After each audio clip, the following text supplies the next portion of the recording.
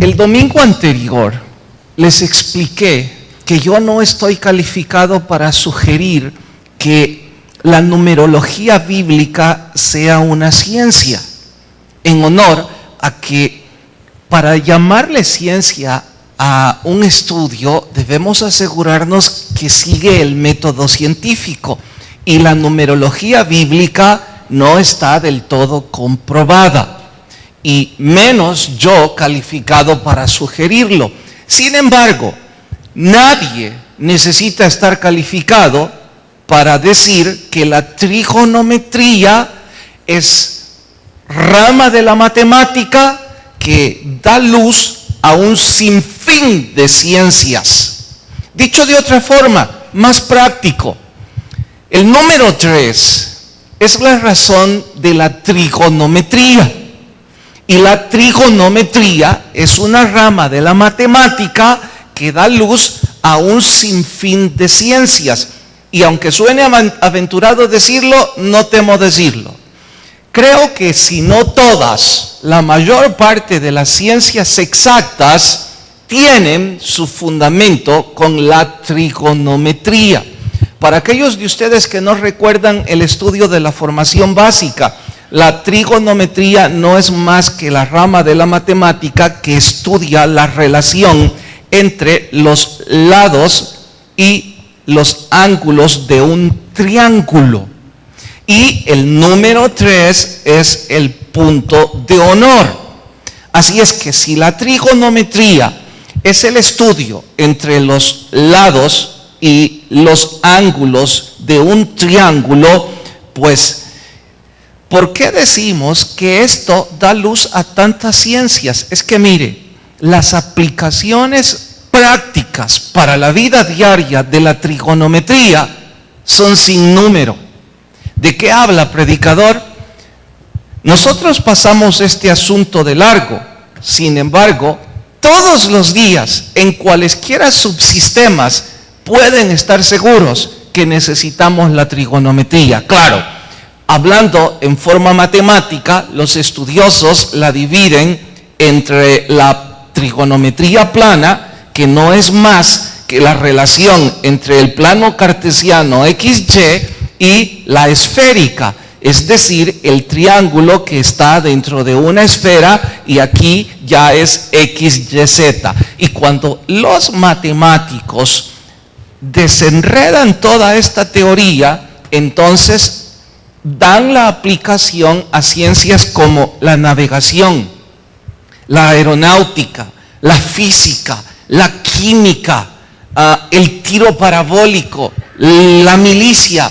Usted dirá, está exagerando, pastor. No, no estoy exagerando nada, incluso hasta en los deportes. ¿Sabe que empiezo con ejemplos como los militares? Ellos necesitan saber la velocidad, la fuerza para lanzar una bomba desde aquí hasta esta distancia. Y esto no es más que un plano cartesiano XY. Y finalmente ellos pueden trazar esto en un triángulo. Y como la trigonometría nos da la relación entre eso, entonces ellos ya saben cómo hacer todo esto. La navegación es exactamente igual. Incluso en épocas antiguas entre los egipcios, en donde no existían, o suponemos que no existían, los instrumentos de navegación con tecnología de punta que hoy tenemos, los principios básicos, ellos los manejaban. Bueno, ¿por qué sigo insistiendo en el número 3? Es que cuando pensamos que casi todas las ciencias exactas, los médicos necesitan esto. Usted dice, yo voy a pasar consulta y jamás me han dicho nada sobre trigonometría. Yo voy a una operación y nadie me ha dicho nada. Entiéndalo. Todos esos equipos de tecnología de punta, para que el médico pueda hacer una operación, ha necesitado que ingenieros, matemáticos, físicos o cualesquiera de estos relacionen las leyes de la matemática y de la trigonometría para que esos equipos funcionen. De modo que el número 3, aunque suene aventurado, lo digo porque es una ciencia, es indispensable en las ciencias exactas. Y de la misma manera podemos decir que la numerología no hace mal, ni es un abuso en citar el número 3 como el número de la perfección divina, en honor a todo lo que ya les expliqué el domingo y un poquito que he ampliado esta noche. Los más estudiosos pueden tomar cualquier libro y encontrarán aplicaciones de la trigonometría sin fin. Usted disfrutará si es amante de estudiar y pasará largo rato sorprendido en todas las ramas en que el número 3 se aplica. Así es que, en honor a esto, el domingo, les cuento a los que no estuvieron, establecimos la relación o el paralelo entre el número 3, la trigonometría y las 3 instituciones de la sociedad o las 3 organizaciones más importantes que forman cualquier sociedad. Y dijimos que una vez más dentro de un triángulo. Y mire que recién dije el paralelo entre el número 3 y las 3 instituciones de la sociedad. Y cuando hablo de paralelo, no pierdan de vista esto. Esto son 2 líneas paralelas, es decir, 2 líneas que nunca se unen en el espacio porque son paralelas la una con la otra, son semejantes. Y nadie puede estudiar el paralelaje sin la trigonometría. De hecho, para sacar lo que llaman los matemáticos el error de paralaje, que no es más que en lugar de ser paralelas, en cierto punto en el espacio se encuentran, ya no son paralelas. Para descubrir esto, también se necesita la trigonometría, porque la trigonometría convierte esto en un triángulo y entonces se pueden sacar los ángulos. Y cuando hablo de ángulos, hablo de grados, de minutos, y resulta que las aeronaves, cuando están en una pista, estoy hablando de los aviones, necesitan saber en qué momento ellos deben despegar con relación a la velocidad de su motor. Y necesitan saber el ángulo para poder levantarse. Oiga, el 3 parece estar en todas partes. Entonces, si está en todas partes, ¿dónde está la exageración de aplicarlo a la familia, la iglesia y el Estado? Lejos de exageración, lejos de coincidencia, esto es consecuencia, esto es ciencia. Y diría una ciencia exacta. La sociedad está conformada por la familia, la iglesia y el Estado. Dijimos también en domingo que nosotros somos parte de este sistema y que podemos dividir el sistema y decir que yo soy familia, iglesia y Estado. Ya no dentro de una sociedad, sino en mi propio entorno.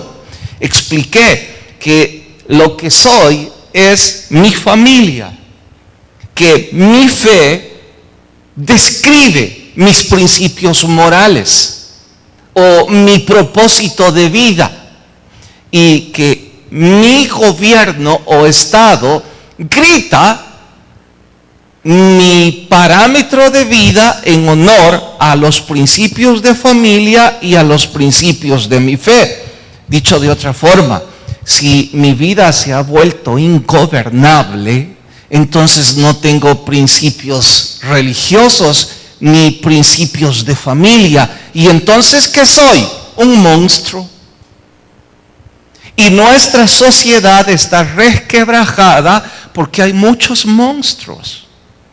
¿Y de dónde es que surgen esas personas violentas, esas personas sin valores? Surgen del resquebrajamiento de estas tres instituciones.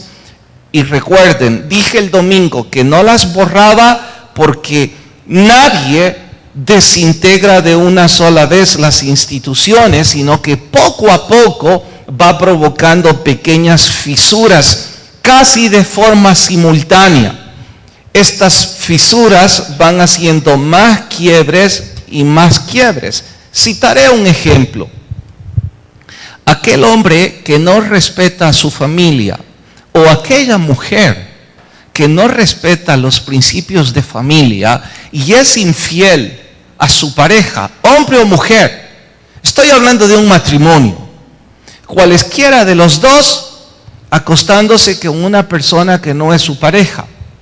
Eso significa una fisura en la institución llamada familia, pero simultáneamente también provoca una fisura en su fe. ¿Por qué? Porque cuando una persona peca delante de Dios con sus actos, su fe se debilita.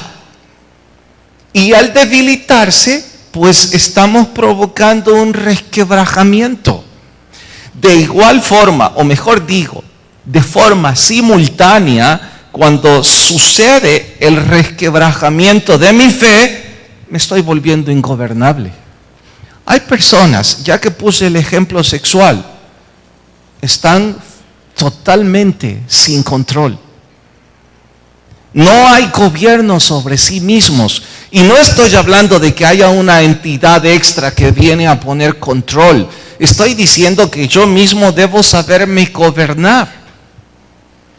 Olvidemos el ejemplo del sexo fuera del matrimonio. Citemos un ejemplo más de la vida diaria y que la mayor parte de nosotros quebranta.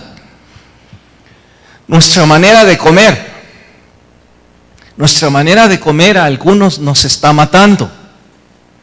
Y como no tenemos hábitos correctos para alimentarnos, nuestra familia se está partiendo. Porque mis enfermedades, producto de mis malos hábitos, provocan angustia. Sin dejar de mencionar que también provocan gastos que no estaban en el presupuesto. Simultáneamente, mi fe se debilita. Las personas dirán, ¿en qué se debilita mi fe si yo no tengo buenos hábitos para alimentarme? Oiga, si usted y yo no tenemos gobierno en lo que comemos, difícilmente vamos a gobernar áreas más difíciles. Y simultáneamente la persona se está desintegrando. Lo grave de este asunto es que llega el momento en donde las fisuras son tantas, en donde la persona se ha desmoronado por completo. Y cuando se ha desmoronado, entonces son los estados depresivos, son los sentimientos suicidas, son los momentos de inmoralidad mayor. Estoy diciendo que cuando ya no tengo familia, no voy a tener fe alguna. Y como no tengo familia que respetar, ni tampoco una fe que respetar, no tengo ningún gobierno al cual someter mi vida. Las sociedades están precisamente en este terrible ejemplo. Y los historiadores insisten en que las grandes civilizaciones antiguas que han desaparecido colapsaron precisamente por cosas como estas, en donde la familia, la iglesia y el Estado se desintegraron al punto de desaparecer. y que quedaran en la historia únicamente las ruinas de esas civilizaciones. Si alguien quisiera leer un poco con una civilización cercana, extinta, entre comillas, basta con que investiguen sobre las ruinas de Copán, aquí cerca en Honduras. Yo no estoy seguro si hay suficiente información escrita en internet o en los libros, pero en ese sitio hay suficiente información. Y los guías de turismo han sido entrenados para explicar cómo esa sociedad colapsó. Porque uno se pregunta cuando le explican que en una de las ruinas vivía la clase alta, en la otra la clase trabajadora, en medio estaban las áreas deportivas y muchas de ellas están en pie. Entonces uno rápido pregunta, oiga, pero ¿y dónde está la civilización de esta gente? Ellos de inmediato responden, colapsó. Las familias se desintegraron. La fe, si es que tuvieron alguna, desapareció.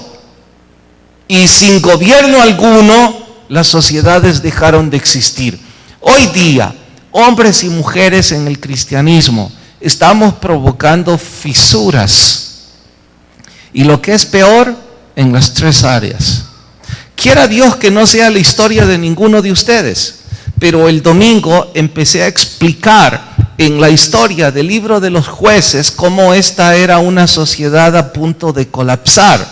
De hecho, llegaron hasta el cautiverio como consecuencia de su falta de gobierno. No hablo de gobierno civil, hablo de cada persona. En nuestro estudio de hoy vamos a ir a la segunda institución y se darán cuenta como en la misma historia queda comprobado que ellos tenían fisuras horrendas en la familia, fisuras horrendas en su fe y fisuras horrendas en su propio gobierno. Recalco, quiera Dios que no sea la historia de ninguno de nosotros. Y si llega a serlo, en buena hora que este estudio nos lo recuerde para reflexionar e intentar hacer cambios en nuestro diario vivir.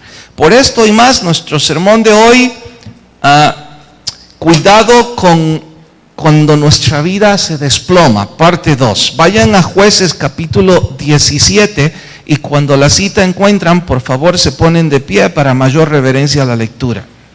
Jueces 17. Vayan hasta el capítulo 18.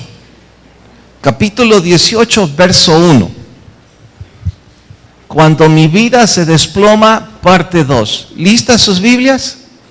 Dice, versículo 1. En aquellos días no había rey en Israel.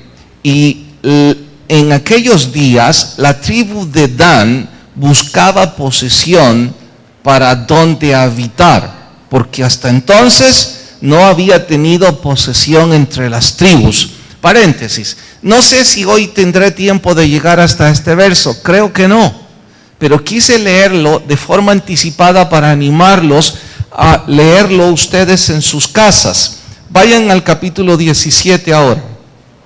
Capítulo 17, vayan hasta el versículo 7. Dice, había un joven de Belén de Judá, de la tribu de Judá, el cual era levita y forastero allí. No pasen de largo. Este era un levita, se llamaba Jonatán y estaba errante en la ciudad de Micaía. Verso 8. Este hombre partió de la ciudad de Belén de Judá para ir a vivir donde encontrara sitio, llegando en su camino hasta la casa de Micaía. Verso 9. Y Micaía dijo, ¿de dónde vienes? El levita respondió, soy de Belén de Judá y voy a vivir donde pueda encontrar lugar. Entonces Micaía le dijo, quédate en mi casa, serás para mí padre y sacerdote. te daré 10 ciclos de plata por año, vestidos, comida, y el levita se quedó. En domingo les dije, la familia de Micaía era muy adinerada. Miren ahora, el Micaía tiene suficiente plata como para comprar su propio sacerdote. Y si usted revisa en la historia, el salario que le ofreció también era una fortuna. Y este levita, cuando le ofrecen este salario, vaya que estaba animado. Sigo, verso 11. Agradó pues a levita morar con aquel hombre, y fue para él como uno de sus hijos. Y Micaía consagró a levita, aquel joven le servía de sacerdote y permanecía en casa de Micaía. Y Micaía dijo, ahora sé que Jehová me prosperará porque tengo un levita por sacerdote. Ya voy a explicarles todo el descalabre religioso de esta historia. Hasta ahí leemos y oramos. Señor, por favor, lleva edificación a nuestras vidas, que podamos crecer a través del estudio de tu palabra. En tu nombre oramos. Amén. ¿Pueden tomar su asiento?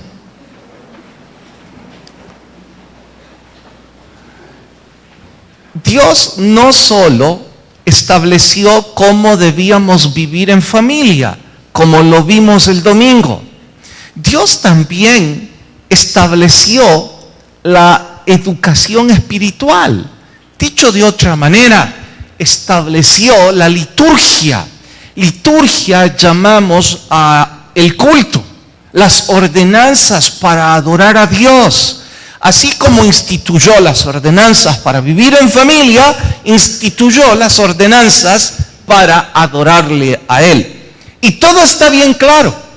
Pero claro, desde el principio de la historia, el hombre ha querido hacer las cosas a su manera, no a la manera de Dios. Y de esta forma desmorona la iglesia, desmorona la fe. Lo van a ver comprobado en la historia. Rápidamente voy a recrearla. Deben recordar a Micaía, el personaje del domingo anterior, el que le había robado una fortuna a su madre y luego la devolvió preocupado por la maldición que ella había lanzado contra el ladrón. Pues bien, las cosas espirituales en esta familia iban de mal en peor. Ya vimos el domingo que le tenía más miedo a las brujerías que a cualesquiera reglas. Ahora, de pronto se topa con un levita errante, que de hecho hay que preguntarnos, mire, ¿y usted qué anda haciendo como vagabundo lejos de la tierra que le corresponde como levita? Paréntesis, ¿quién era un levita? Era un hombre dedicado al servicio religioso.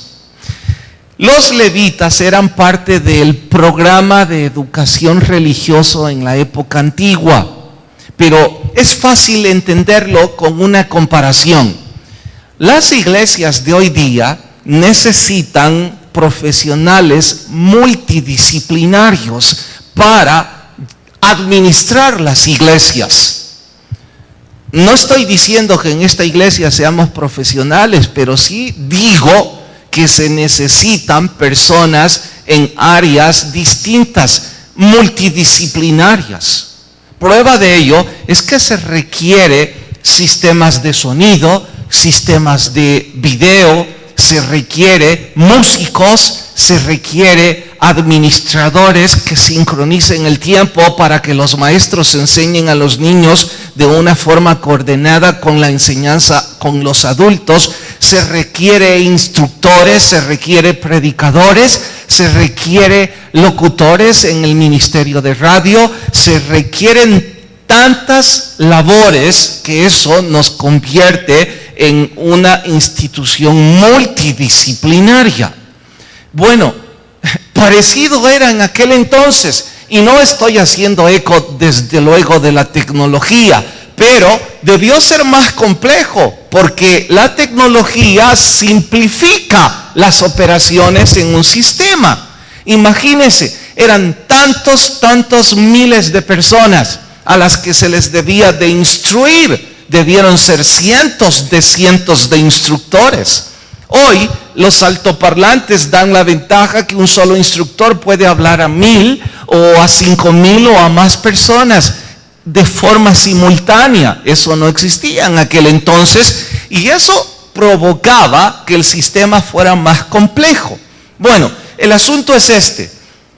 La familia se estaba desmoronando y cuando la familia se está haciendo pedazos, a nadie le interesa ir al programa de educación religioso. ¿Por qué? Porque la gente quiere vivir como le da la gana. Y si de pronto va a un programa de educación en donde se le dice a los hijos, ustedes deben respetar a los padres, ustedes deben cuidar a sus hijos con amor.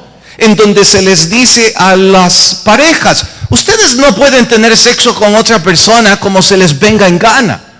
Las personas que no quieren que Dios gobierne sus vidas, no respetan los principios de familia y consecuentemente no quieren nada con las iglesias, porque quieren vivir en desenfreno. Y como no quieren nada con el programa de educación religioso, entonces ya no van. Y al no ir, ya no hay recursos dentro de los programas de educación. Digo, las personas no aportan dinero, las personas no aportan tiempo, las personas no aportan de su tiempo, dinero, presencia para que esos programas crezcan.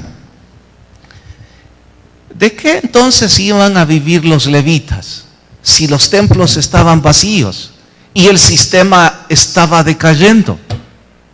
Este levita, sin duda, estaba errante porque estaba harto de la indiferencia de las personas. Y en su frustración, en su falta de fe, no lo estamos justificando. De hecho, él fue muy mediocre. Porque él debió esperar en Dios, él debió esperar que Dios obrara en su vida, porque los que son parte del programa de educación educación religiosa, están supuestos a vivir por fe. Pero este era lo último que tenía, fe. Decidió largarse y ofrecer la religión al mejor postor. El estribillo dice que siempre el que quiere comprar religión encuentra al que quiere venderla, porque ambos se necesitan. Y aquí está una buena prueba. Micaía encontró un levita errante, el errante quería dinero, los dos se encuentran. Micaía le dice, ¿qué estás haciendo aquí? Pues no tengo dónde ir. Y Micaía dice, ahora tenés dónde ir. Yo te voy a pagar un buen sueldo, pero ahora tú te vienes como sacerdote de mi casa y en lugar de ministrar los principios bíblicos familiares, vas a enseñar y a ministrar lo que a mí se me antoje.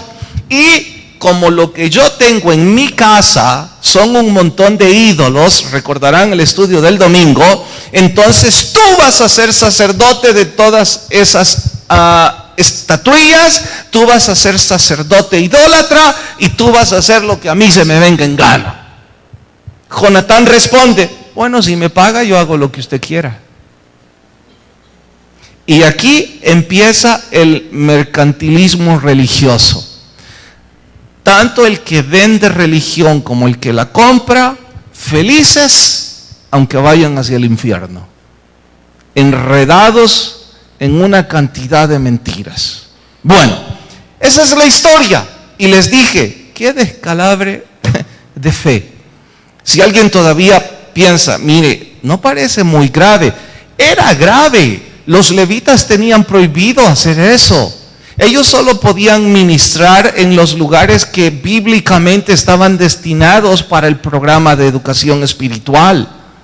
Ellos no podían ir y ministrar en las casas de la gente con dinero, porque si no, todos los ricos que paguen su propia religión.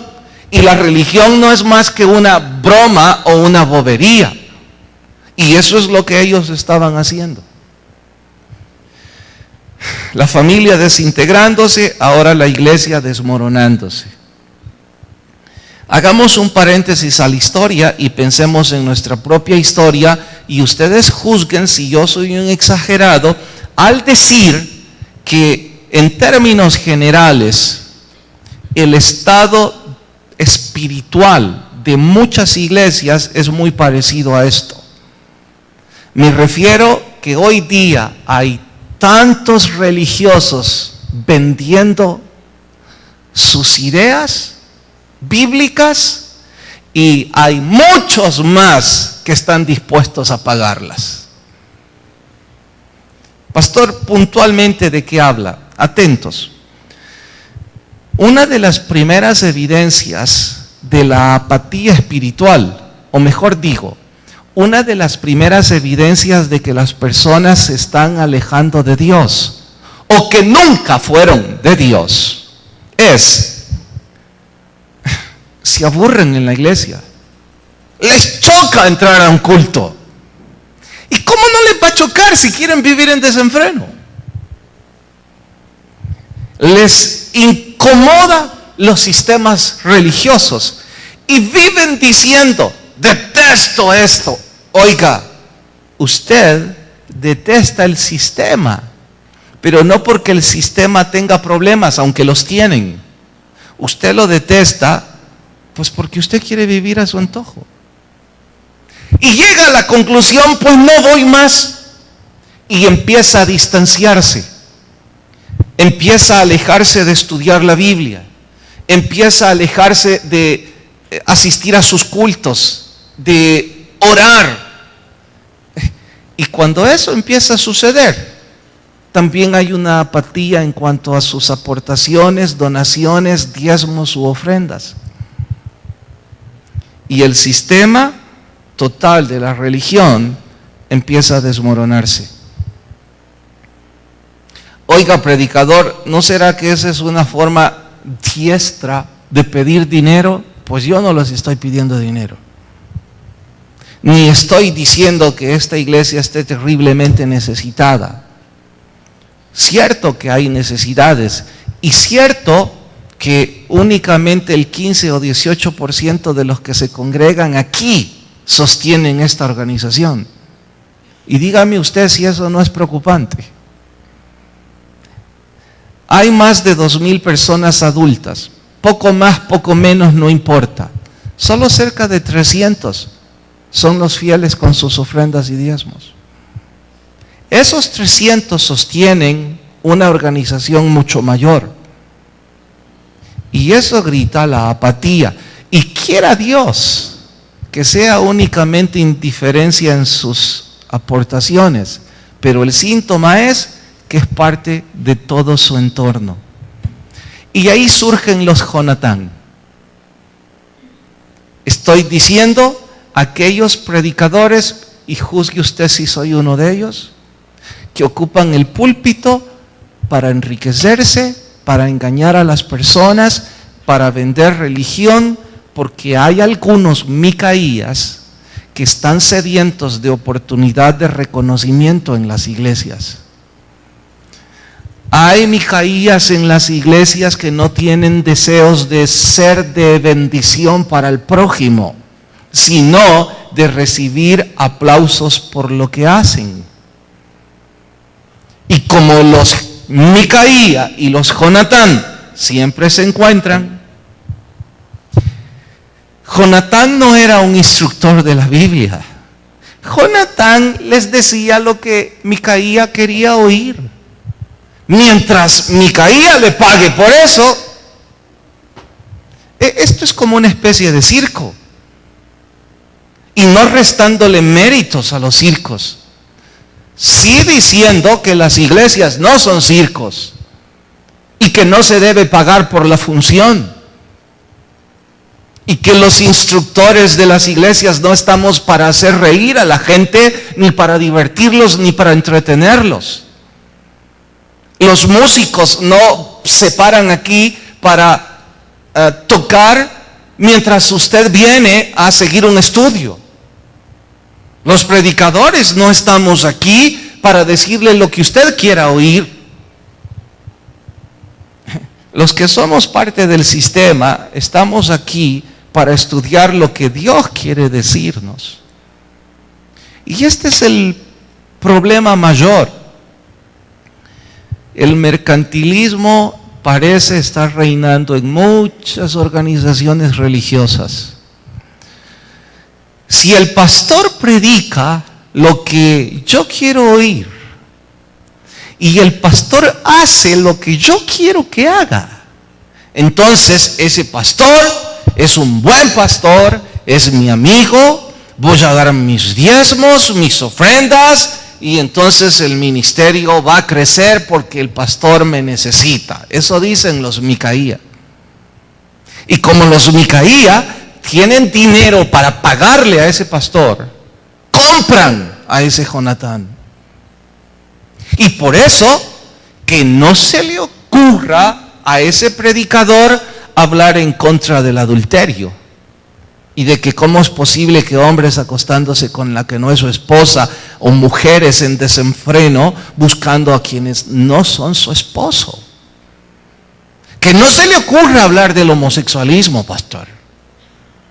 Ni en broma diga nada sobre la soberbia religiosa de aquellos que tienen dinero y quieren ver de menos a los que no lo tienen. Cuidado, y dice algo en cuanto a no pagarle lo justo a los empleados. Usted, predicador, debe decir cosas agradables, debe hablar sobre la prosperidad, debe decir que si invierten aquí van a recibir en el cielo, usted debe hablar sobre el gozo del Señor, usted debe decir y hacer lo que los Micaía quieren. Y oiga lo que los Jonatán hacen. Como son pastores asalariados, y mire que lo digo en forma despectiva, yo recibo salario, pero esta vez no me refiero al hecho de recibir un salario, sino a la perversión de recibir un salario. El Jonatán dice, bueno, yo soy más astuto que estos Jonatán, que estos Micaías. Así es que si lo que ellos quieren es que yo los utilice, que les aplauda sus pecados, sus boberías, sus malas crianzas, sus caprichos, si lo que quieren es reconocimiento, aplausos, y ponen más dinero y además me favorecen, pues yo sigo utilizándolos como me dé la gana, porque soy más listo que ellos. Y ahí se encuentran, porque ambos se necesitan, los que venden y los que compran religión, aunque se digan cantidades de mentiras. Pues bien, usted debe concluir si su iglesia es algo así, o si usted es un Micaía, o si tiene Jonatán frente a usted. Y si tienen varios Jonatán frente a ustedes, de hecho, los últimos segundos, quiero decirles a los Jonatán, usted se está ganando el infierno. Y si hay hombres o mujeres con un sentimiento sincero de querer servir al Señor y dicen, no tengo recursos, quisiera empezar un ministerio, pero no sé cómo, mire, fíjese que en las iglesias parece que buscan a la gente con dinero para ser líderes, como yo no lo tengo, ni siquiera puedo soñar con eso. Si usted ha sido llamado por el Señor, mi humilde invitación es, espere a que Dios le dé el recurso, y si no se lo da, no corrompa su llamamiento. Si usted quiere corromperse, dedíquese a otra cosa. No haga caso de la tontería que algunos dicen que las iglesias son buen negocio. Son buen negocio quizá para los corruptos, para los que manipulan la fe de los ignorantes, para los que no enseñan la Biblia, para los que toman dinero de los necios. Pero si usted quiere ser un siervo del Señor, tal cual la Biblia lo describe, les recomiendo que se acostumbre a las privaciones. ¿De qué privaciones habla, predicador? Le digo que se acostumbre a que de vez en cuando un grupo de amigos va a decir, vamos a comer a X restaurante. y usted va a tener que decir con toda humildad y callado, cuando le pregunten, ¿y por qué no vas? Es que no tengo hambre. La verdad es que no tiene dinero. Mientras otros están planeando cómo van a pintar su casa, cómo van a pintar su coche o cambiar su coche, mientras están planeando vacaciones, usted tiene que esperar un milagro de Dios o no va a poder hacerlo. Y esas son privaciones. Y cuidado que yo no me estoy quejando ni de mi sueldo ni del llamado que Dios me ha hecho. Yo puedo decirle con mucha gratitud a Dios, mi Dios nunca me ha fallado. Que debo acostumbrarme algunas veces a las privaciones y a decir no puedo, es parte de mi llamado, pero no lo digo con frustración, con tristeza, con cólera, pensando yo podría hacer esto, podría hacer lo otro. Si es que mi Dios es el mejor jefe que puede existir. Y si yo no creo eso, pues ya no debería estar en el púlpito. Mejor voy y vendo cualquier otra cosa. Porque la Biblia no es para venderla, es para instruirla, aunque haya muchos compradores. Verán en el estudio del domingo cómo la gente había perdido total control sobre el gobierno, sobre sí mismo. Padres irrespetando a sus hijos, esposos irrespetándose mutuamente, irrespetando las leyes de los hombres, sin gobierno. Por eso esta sociedad se desmoronó y colapsó, quedaron en cautiverio. Y usted y yo deberíamos respondernos si nuestras vidas están sin gobierno. Si quiere un ejemplo muy puntual, respóndase. ¿Y por qué razón no ha querido recibir a Cristo? Hay dos que se me ocurren en este momento. Una, el humilde que dice, no estoy listo. Y piensa que sus errores lo van a gobernar muy por encima de Dios.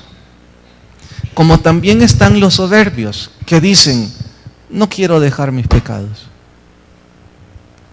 Su único gobierno es usted.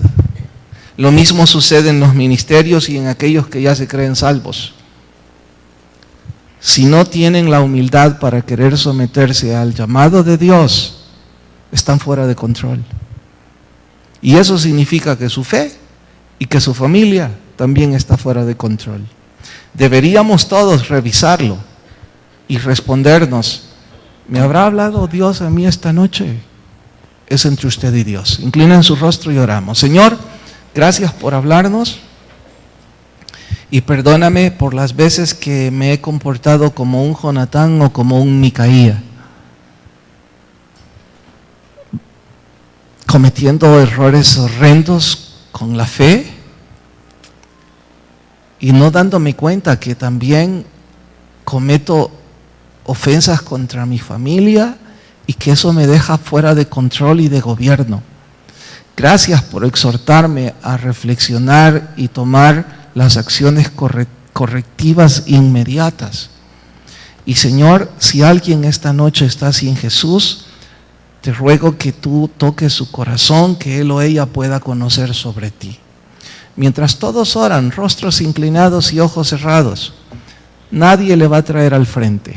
Es entre Dios y usted. Si usted quiere que Dios gobierne su vida, el primer paso es una oración sencilla, discreta, pero con fe. Si usted no quiere nada con Dios, pues viva como hasta ahora. Pero si alguien dice, yo necesito a Dios, le diría yo soy el primero en necesitar de Dios y usted es el segundo o la segunda. Venga Cristo, reciba a Jesús. Si alguien esta noche dice, quiero hacerlo, donde está, levante su mano y déjeme orar con usted. Nadie le va a pasar al frente, nadie le va a aplaudir, nadie le va a poner de pie. Esto es entre Dios y usted. ¿Habrá alguien esta noche? ¿Alguien que toma ese paso de fe, levanta su mano y recibe a Jesús? ¿Alguien que dice, deseo poner el gobierno de mi vida ante el control de Dios y con humildad delante de Dios pone su mano en alto? ¿Habrá alguien? Señor, si somos salvos todos, gracias. Despídanos en su paz, mas no de su presencia. En su nombre oramos. Amén. Nos vemos fin de semana. Que la paz de Dios nos acompañe a todos y Dios nos bendiga a cada uno.